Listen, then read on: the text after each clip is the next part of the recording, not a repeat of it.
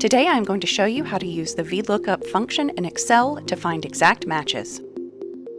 A note before we get started. This tutorial assumes that you have combined all your data into a single workbook. I have also named each sheet rather than using the default names such as Sheet 1, Sheet 2, Sheet 3. I recommend this as a best practice with Excel for a multitude of reasons, including making formulating functions easier. Vlookup is an extremely useful tool that allows us to find the contents of a cell based on an initial search value.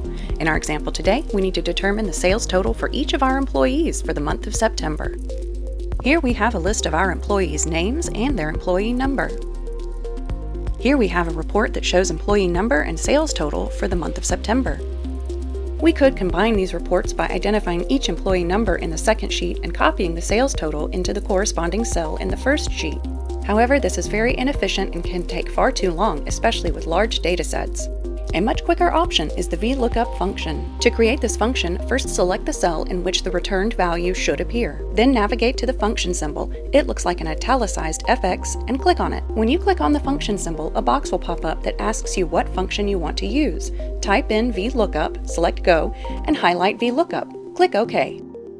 Here we have all the variables that you will need to complete a Vlookup function. It is easiest to click select each variable, but you can also type them out. The variable titled lookup variable is the value you are using to search for information. In this circumstance, it is the contents of B4. Click to the table array space. This is where you select the column of values you want to search and the column of values you want the formula to return.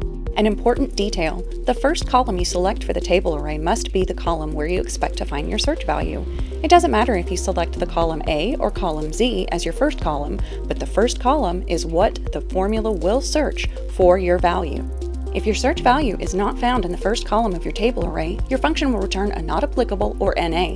This can happen if your search value isn't present or you selected the wrong first column, so be careful. Your table array must also include the columns that contains the value you want your formula to return. As you can see here, we selected columns A and B.